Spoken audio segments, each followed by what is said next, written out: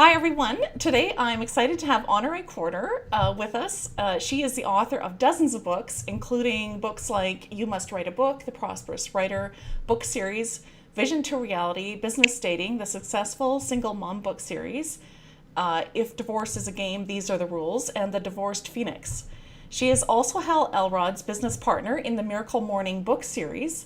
Also, lately, I've been reading the books that she's written with Ben Hale, who has written tons of books, fiction books, and they have recently written a 3-book nonfiction series for writers, which is awesome, called Write Like a Boss, Publish Like a Boss, and Market Like a Boss, which is, we'll talk about today. So thanks so much for being here, Honoree. This is exciting.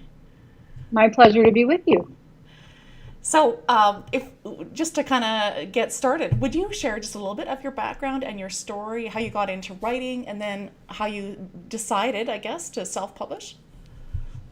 Well, that's kind of funny because I didn't decide to self-publish. That seemed to me to be the only option for me. I wasn't someone who aspired to be a writer or an author. I was an accidental writer and author. Okay. I had a blog, but I met Mark Victor Hansen, who is the co-creator of the Chicken Soup for the Soul series, at a conference, and he asked me what I did, and I said, oh, I was so proud too. I did a little hair flip and everything, and I said, I'm a coach and a speaker, and he said, oh, honey, everybody's a coach and a speaker. You must write a book.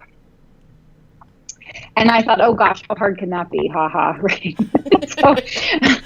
But I knew a couple of people who had done self-publishing, and because I wasn't schooled in writing, I didn't have a background as a writer, I didn't fancy myself as a writer or an author, it never even occurred to me to try to go the traditional route, to do a book proposal or to do, to try to find an agent or to get a publishing deal or any of those things. I just indie published and taught myself along the way.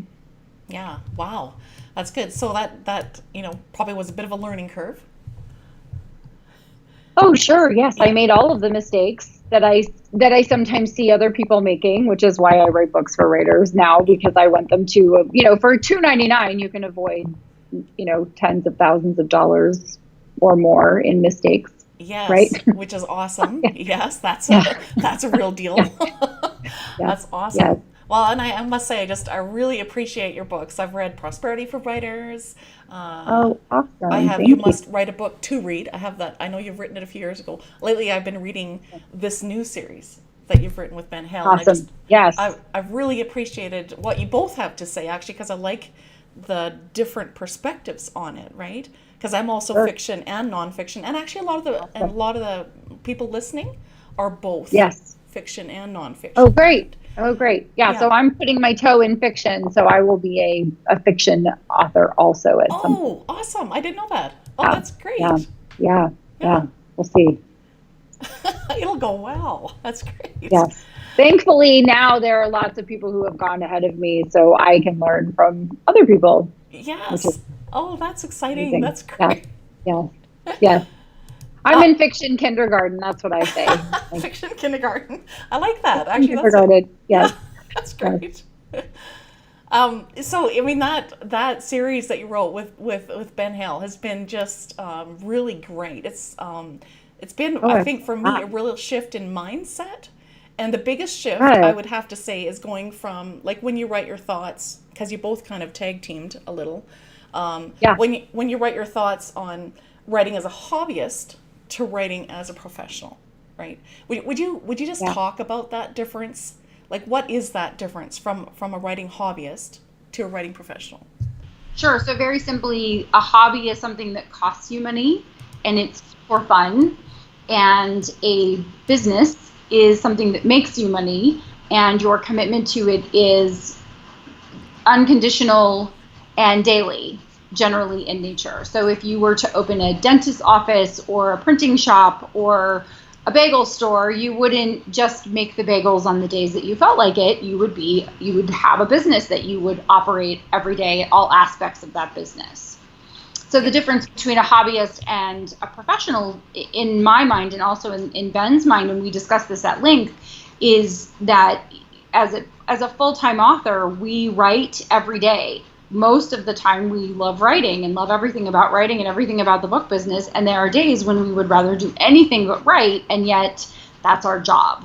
We have to show up and do it whether we feel like it or we don't. Yeah, that's a great perspective. Yeah.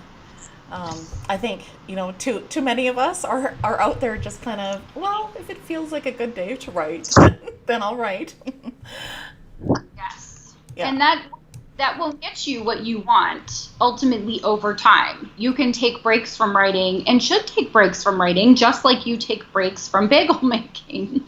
Right? Everybody gets a day off or a weekend off, or it takes a week or 2 weeks vacation, and yet ultimately you come back and you're in the business of whatever your business is, including your book business. Yeah. Yeah, no, that totally makes sense. So are there steps that a first-time writer should take to grow a successful mindset to think like a pro writer? Like, how should they strategically think about their writing? That's such a great question, and there are several things that come to mind. One of them is to work on your mindset, right? You grow yourself first to grow your business, whatever your business is. And so work on your belief system, work on your deservability, work on your commitment, work on your craft, study the book business, all aspects. So how do you become a better writer? How do you become a faster writer, a more efficient writer, a more effective writer? And then also you're in a business and you need to be a good business person. And if there are aspects of running a business that you aren't aware of, or you don't have the right members of your business team, such as an attorney, you haven't incorporated or opened a business bank account, right? Those are all the first steps that happen right in the beginning. And then one other piece of advice is to identify someone who is your writing role model, not so that you can compare yourself to them and beat yourself up, but so that you can use them as kind of the, here's where I'd like to be at some point, and then go farther. So if they can do it, I can do it. What are they doing? Maybe I can imitate them or follow in their footsteps, take some of their advice and implement it into my business.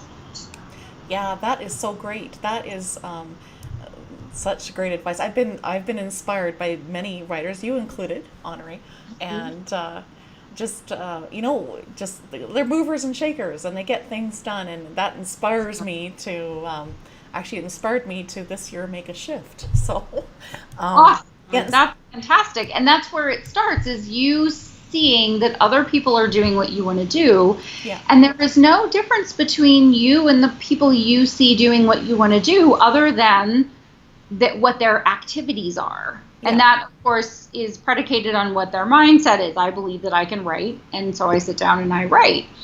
And I believe that I can sell books, and so I will take the steps to market and sell my books. Does that make sense? Yes. Yeah. Yes, that's very encouraging. Yeah, I think sometimes as writers, especially maybe as new first-time writers, we think, oh, well, there must be something, super special about these people that, that they can, right? Yeah, we don't work in offices with other people, so we don't do a collective where you can go hang out as a new person in business. Unlike pretty much any other business, if you're a new lawyer, you go to work at a law firm and you see how the old, mostly sad lawyers are. Been there a long time. Maybe a bad example, but if you were a waiter or a waitress, you would go work in a restaurant and you would be the new person watching and learning from the other people. We work in isolation and we can only wonder, what are the other people doing right now? We can't actually get a line of sight into that. Yeah. Yes, that's very true, right? It's really different as a writer, and maybe that's why podcasts like this and people hearing what you have to say will really, inspire them that, oh, maybe I can actually do this, right? So yes, that's really good. So how can writers develop like a writing habit or the skill as a pro writer? Like, how can they motivate themselves, inspire themselves, push themselves to reach their goals? Yeah, so that comes down to making a commitment to write. The only way you become a better writer is by doing lots of writing and doing lots of reading of other writers. So you have to put into your daily business schedule, your book business schedule, time to write, and then time to read. Those are most important. If you can play a game, I like gamification of things and challenges. So I like to do fitness challenges, and I like to do reading challenges. I do the Goodreads challenge every year. How many books can I read? That sort of thing. So if gamification is your thing, then you can say, I'm going to write every day in the month of March, right? Every day in the month of April, and get a calendar and start to write those X's on the calendar. I've been doing French now. I study French for an hour every day, and it's my first practice. And even though I was at a writer's conference, and I was speaking, and I was networking, and I was eating, and I was hanging out with my writers, I had to make time every day. I didn't want to break my chain. I didn't want to break my streak, because I'm on a high streak. When you are wanting to implement a habit, you have to build the muscle of having the habit, like drinking more water or exercising every day, writing every day, marketing every day, those sorts of things. I suggest setting up a streak that you don't want to break, and don't make it easy for you to feel good and hard for you to feel bad. We're really good at beating ourselves up. So start with a 3-day streak. I'm just going to write for the next 3 days. I'm going to write for 15 minutes a day for the next 3 days, or for 3 hours for the next 3 days. And then when you get to the third day and you've done it, well, that wasn't so hard. Maybe I'll extend my streak, or maybe I'll take a day off, because those were 3 very tough days. Yeah. Whoa, slow down, right? Speed racer. And then come back and say, okay, now I'm going to do a 7-day streak. I'm going to do a 7-day challenge. I'm going to do a 30-day challenge. I'm going to write every day for 365 days and see what that looks like. And sometimes when you do those sorts of challenges, you become very creative about finding the times. Brian Meeks and I wrote a book called The Nifty 15, because I would always say, it doesn't matter how busy you are, you have 15 minutes to write every day, even if you have to get up and leave for work early. Yeah. Or go drive home from work and stop at Starbucks and write for 15 minutes. Or hide in your car. Yeah. Right? Hide in the bathroom with your computer for 15 minutes. 15 minutes goes by like that. And I would bet anyone listening can identify with those 3 minutes I'm going to be on Facebook 2 hours later. Yeah. I'm going to take a look. And then one thing, one cat video leads to the next, major discussion about whatever. And the next thing you know, you've spent time or wasted time, however you want to look at it, as opposed to saying, I'm going to do the tough thing first. And there's a great book by Brian Tracy called Eat That Frog, which is like doing the first thing first before you do the other thing. Maybe Facebook is your reward for doing your 15 minutes of writing. Well, the Nifty 15 is a book about how to write, when to write, where to write, and then how to write better and faster. Yeah. If I only have 15 minutes and I really do want to finish my novel, then what are my ways to get the words down on paper faster? Things like learning how to type, taking a typing test, like burgeoning up those typing skills, or getting Dragon Anywhere, Dragon Dictate, and speaking the words. Yeah. Lots of little strategies in that book, and then also, of course, in Write Like a Boss. And there are several other books on writing. I think Rachel Aaron is the author of 2K to 10K, so how to go from 2,000 words a day to 10,000 words a day. Yep. So that's 5xing your production. Lots of good strategies in there. And that's just a microcosm of the macrocosm, right? How do you develop the writing habit and the skill of a pro writer? Well, a pro writer writes. They write a lot. They write effectively and efficiently, and they also do the other aspects of their book business effectively and efficiently. So the marketing, the advertising, the networking, all of those things factor in, and those are all pieces of the business that you need to know very well and execute. Yeah. Sort of connected, I guess, with that, or maybe it's a starting point, really, is, mindset, right? And I like what you said in Write Like a Boss. You said the easy way to get yourself to write like a boss is the repetition of your affirmation. And then you keep going, you say, you absolutely 100% cannot say something to yourself over and over, such as, I write 1,000 words every day, without eventually doing that exact thing. So would you talk a little more about how our brains work like that? I hadn't actually heard that before, so I'm probably one of the few. No, I think you're one of the many, actually, and we are taught to have a mindset which sounds static. Yeah. Like it doesn't evolve. And yet our brains are the only organs in our body that don't ever die if they're used. So our knees may go right? Our eyes may go, asking for a friend, but our brains will evolve, and there's such thing called neuroplasticity, which is the study of how the brain works. And to break it down to very simple terms, if you say something to yourself over and over and over again, one of two things will happen. So if you commit to saying, I write 1,000 words every day, you can say that for 2 months and not write 1,000 words a day. And you'll be thinking, and perhaps to yourself, but I'm not writing 1,000 words a day. And then one day, a few months later, you'll wake up and realize that you've written 1,000 words a day for 2 months in a row. You will either stop saying the affirmation, or you'll start doing what you're saying to yourself. Yeah, which is If cool. you want something to become a habit, Yeah. start saying to yourself, every time I sit down to write, the words just flow from me. Have you ever heard someone use a really wonderful affirmation? Yep. And you think, wow, that's a really cool thing to say. Like you'll say, oh, I always find a parking spot, or I always receive money, or I'm just lucky like that. That's a positive affirmation. What you say actually goes out into the world and returns to you. Yeah. And it goes into your subconscious mind, and your subconscious mind is like Amazon Prime. Like, you press buy now, and 2 days later the package shows up, right? So your subconscious mind is taking orders from you. So if you say, I don't have time to write, or I'm not able to do that, or I'm not very good at that, whatever comes after I am, your subconscious mind is listening. Your job is to feed what you want into your subconscious mind, and your subconscious mind's job is to deliver that to you.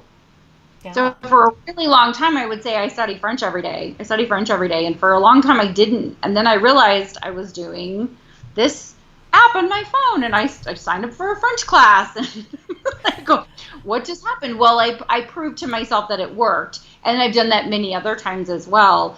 Write down what it is that you want to have happen, and just make it a point to say it out loud every single day, a few times a day. Yeah. That's And in really good. coaching, I have a coaching group, and I have them say, I'm right on schedule to insert their goal, and then by the deadline, so by the end of the class. Oh, okay. So I'm right on schedule to finish my novel, Pride and Prejudice, although that's already taken, by April 30th.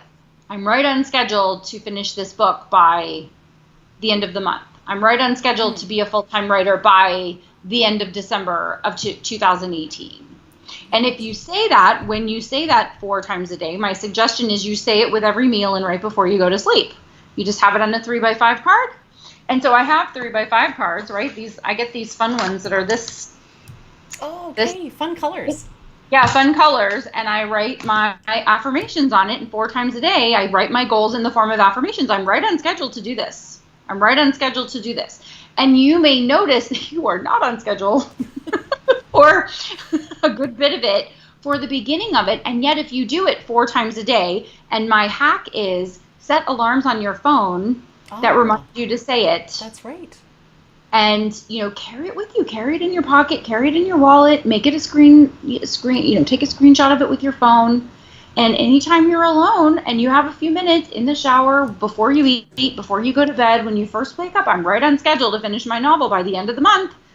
Oh, I love that. I'm going to do that. Well, I'm right on schedule to be a full-time author. You can't say it and not eventually do it. Yeah. Now, depending upon how awesome or not your self-talk has been up to this point will determine how fast your subconscious mind says, oh, finally. Finally, we can work on something positive. This is amazing. And it'll go about the business of engineering the circumstances and causing you to find, by coincidence, opportunities to sit down and write your words, or come up with that plot twist, or Yes. figure out the next point that you wanted to make. Does all that make sense? Yes, it totally does. And I love the colored index card idea. Yeah.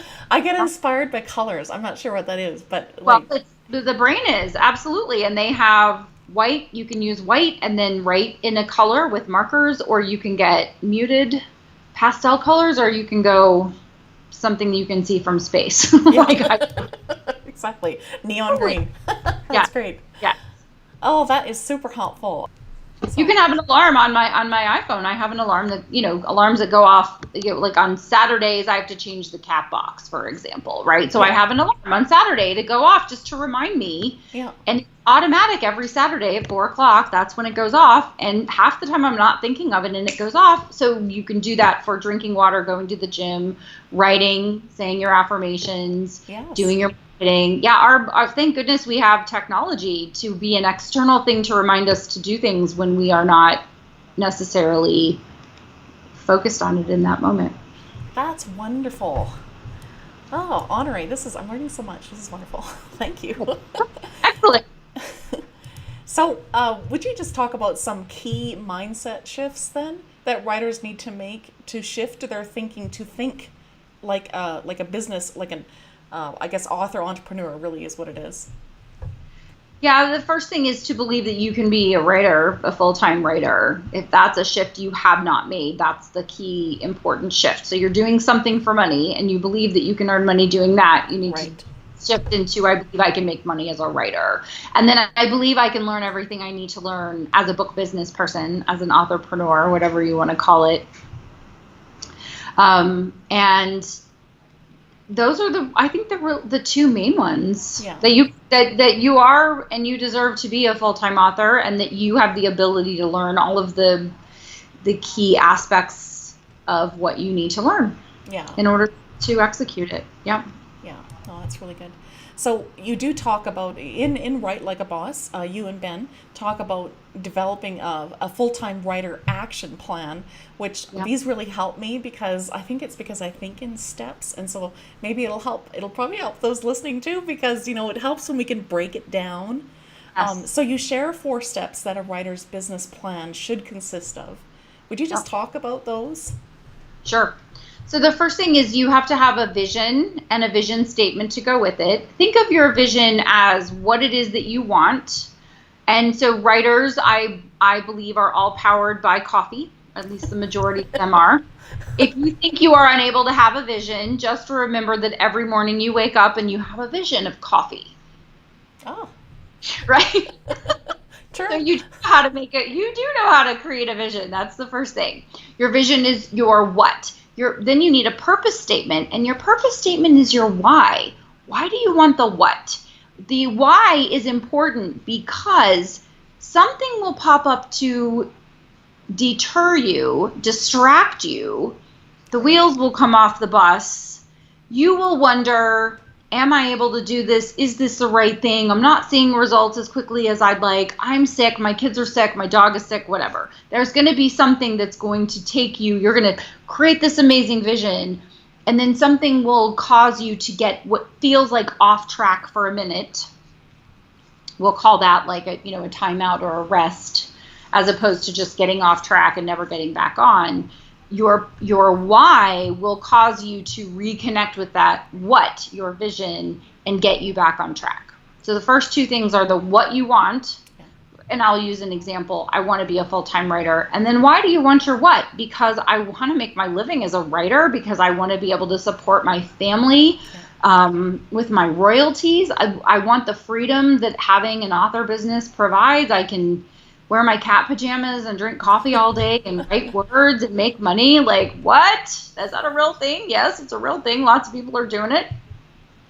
When you have that done, then you come up with specific measurable goals.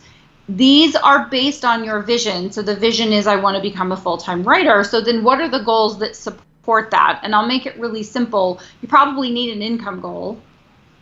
Yes. You need to make plenty more than what it is that you need. So please don't set a goal to make $5,003 a month if you need $5,000 a month to live, because then you're always stressed about money. You don't have a reserve. Right. I suggest a 1.5 multiple. So if you need $5,000 a month to live, try to make $7,500 so that you have money for taxes and money to invest in your business and money to go on vacation, and there's no financial stress. I'm a big believer in not having any financial stress. Yeah. And then what are the goals that will get you there? How many books do you need to write and publish? And how many words are in each book? So nonfiction books are, between 35 and 70,000 words, but fiction books can be 50,000 to 400,000. I've heard that there are 400,000 word novels. That seems like a lot of words. Yeah. But those are specific and measurable. I need to write 2 books that are 50,000 words, or I need to write 3 books that are 80,000 words. Those are specific and measurable. They're not, I just need to write words every day. Because if you write a sentence, that's writing words every day, but that's not what you mean. I want to make money as a writer, but if someone gives you $3 for one ebook, is that what you meant? Make sure that they are specific and measurable and that they encompass what it is that you truly mean.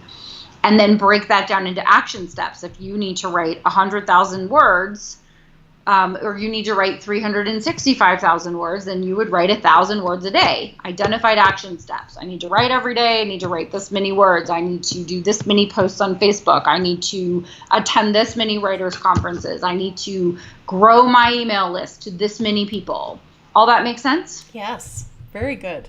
Yeah. And then you've got your plan with your 4 steps. You stick it up on the wall and it's like, here's my vision statement. Here's my purpose statement. Here are my measurable goals. And I was just doing my 2-page spread this morning for March of what are my goals for March. And I base those on my goals for 2018. Just break it down. This is this little piece of the bigger pie. What do I have to accomplish this month in order to hit my goals by the end of the year?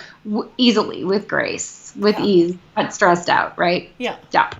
And then what are my action steps? Then what are my daily action steps? How do I move the needle a little bit every day? You don't have to write the whole book in a day. I see some people do that. I think they're crazy. Right? Very stressful. That's very stressful. I'm good for an hour, maybe 2 of writing, and then I need a cookie. I need a nap. I'm not good for the whole day of writing.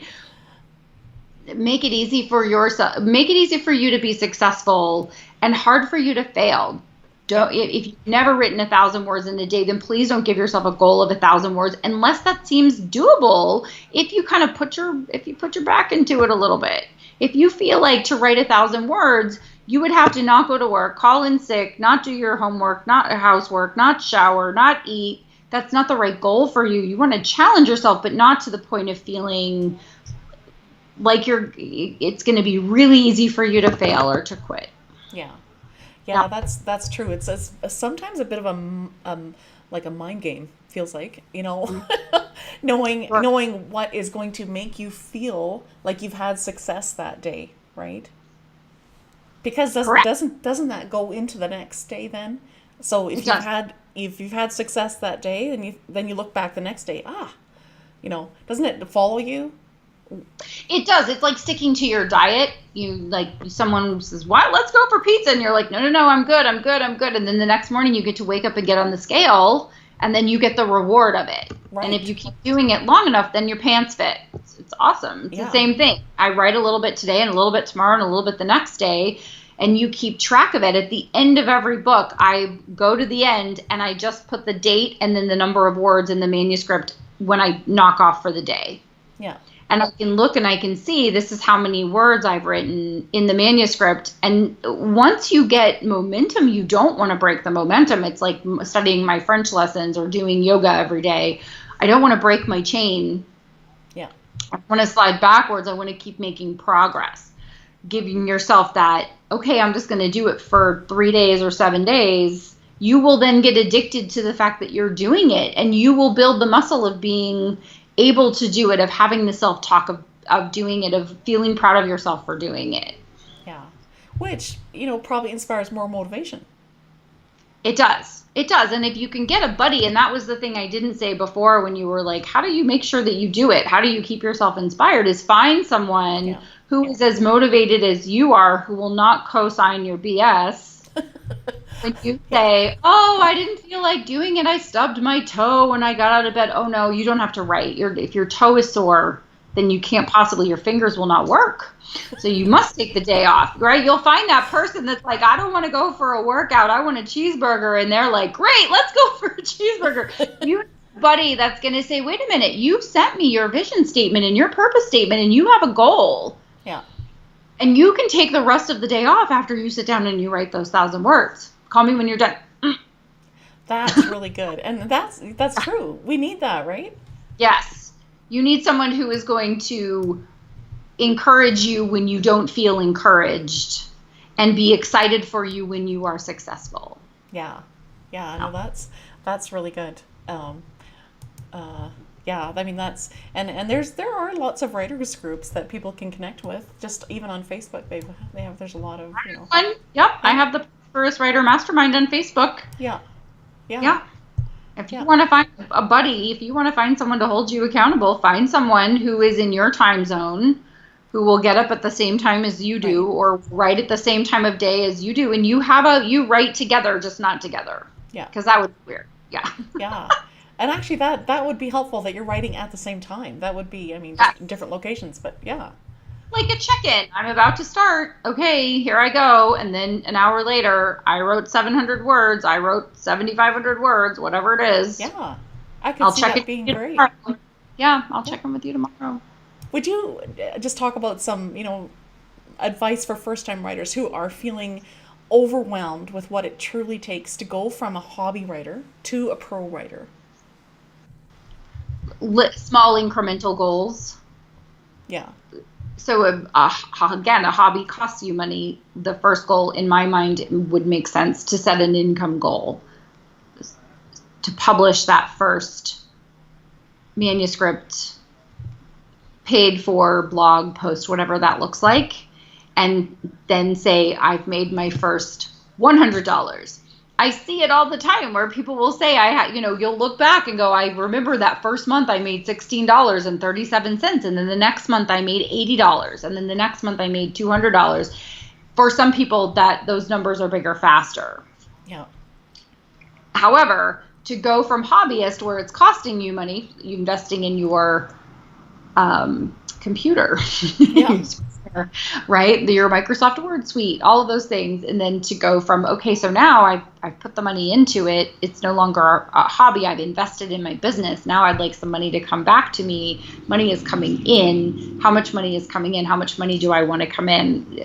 Have your first $500 month. Have your first $1,000 month. Have your first $5,000 month. Set those goals. And as you do, when you start to make money, when you talk to your accountant, they will say, well, you need to put money into your tax account. You need to have an LLC or an S Corp or a C Corp or whatever that looks like for you, and a business bank account. You'll need to go get that formed. Those are all small goals that you can reach very easily and quickly, and the money starts coming in, and you start counting the money and start setting bigger and bigger goals. Yes. Well, it builds your belief then too, right? Because you're seeing this, literally happen in your life. So, That's correct. That's Yeah. correct. Yes. I feel like you've just given so much great advice for writers listening today, Honoree. Thank you for that. This has been so helpful. Would you share then with writers who are listening where they can find you and your books online? Sure. So I'm Amazon, mostly on Amazon. So all of my books are on Amazon. My website is honoreecorder.com. And if someone would like 2 free chapters of Prosperity for Writers, they can go to honoreecorder.com/writers. Awesome. Yes. Well, that's great. Well, thank you so much again, Honoree. This has been so great to chat with you. I've had such a wonderful time. Thank you for having me.